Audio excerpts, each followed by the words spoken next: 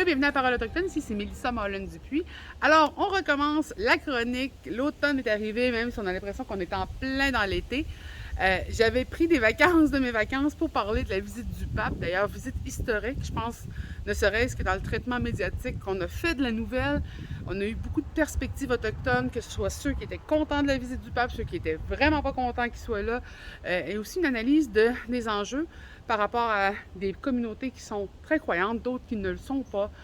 Je pense que la perspective du point de vue des communautés autochtones de la visite du pape a été vraiment mise de l'avant. C'est encore à perfectionner, mais jamais rien ne se décolonise en une seule nuit. Mais ça a été vraiment transformateur par rapport à la visite que je me rappelle, moi, en 1984, quand le pape Jean-Paul II était venu. Il me semble qu'on nous avait sortis pour une danse ou un chant, puis ça a été tout. Alors là, on parlait des enjeux, on parlait de la guérison, on parlait des choix politiques, des choix religieux qui avaient été faits pour les communautés autochtones et de l'impact aussi des crimes qui avaient été commis par des représentants de l'Église catholique sur des membres des communautés autochtones dans les pensionnats. Donc, ça a été un gros été, un été très lourd, je pense qu'il était très émotionnel, mais j'ai pu retourner en repos et comme ça pouvoir revenir beaucoup plus reposé parce que c'est pas le seul enjeu dont on va parler à l'automne. Je pense juste, quand on parle en termes d'excuses, au fait que Sachin Feather a reçu des excuses de l'Académie pour son traitement lorsqu'elle avait reçu, ou plutôt refusé, l'Oscar du meilleur acteur pour Marlon Brando à cause du traitement que les États-Unis et aussi le cinéma américain avaient fait des Premiers peuples. Ça avait été très intense, surtout que ça se passait en même temps que le stand-off de Wounded Knee. Et il faut se rappeler que ça avait été vraiment très risqué pour Sachin parce que même John Wayne avait voulu lui casser la figure derrière la scène. Il faut se rappeler que c'était vraiment un moment très tendu encore avec les communautés autochtones et une invisibilité incroyable de nos enjeux. Donc, ça avait remonté les morales des troupes à Wounded Knee, mais ça avait quand même amené, je pourrais dire, une mise au banc de Sachin. Fait il y a eu des excuses qui se sont faites, donc excuses du pape, excuses de l'Académie.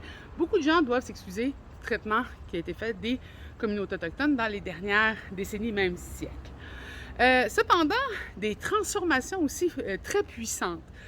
Vous vous rappelez qu'on a eu un gouverneur général autochtone, on a eu des représentants autochtones à tous les niveaux, mais je dois avouer que pour moi, quelqu'un qui a étudié en droit, la dernière nomination qu'on vient d'avoir, c'est la nomination d'une chef de la Cour suprême, d'une juge, pas une chef, d'une juge de la Cour suprême, Madame Obama-Sawin.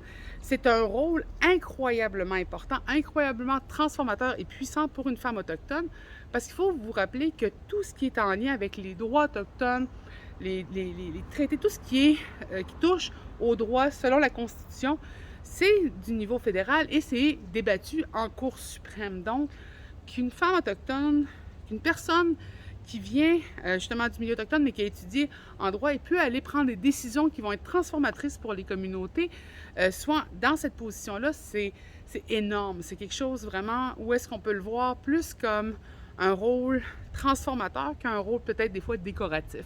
Donc moi, je trouve sérieusement qu'il faut garder l'œil ouvert par rapport à la nomination, suivre justement les enjeux des cours suprêmes parce qu'elles sont transformatrices au sein des communautés autochtones. Mais ce n'est pas les seules nouvelles. Il y a tellement de choses à dire. Les appellations LGBTQ2S, eh bien ça va être maintenant 2S LGBTQ+. Une transformation de la nomination, mais ça veut dire qu'il y a une mise en avant de la représentation de la bispiritualité des peuples autochtones au Canada.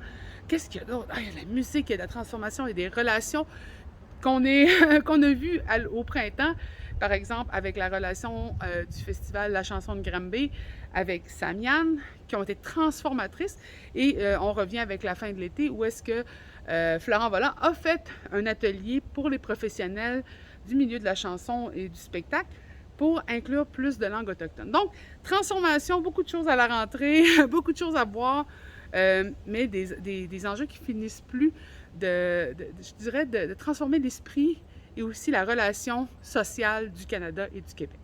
Alors, n'hésitez pas à nous envoyer des questions, n'hésitez pas surtout à partager cette chronique. Je vais vous souhaiter un bon début de saison et je vais être très contente de pouvoir analyser et partager mon opinion sur des enjeux tout au cours de l'année. Alors, Chinishkumedin est encore au rendez-vous et je vous souhaite une belle semaine.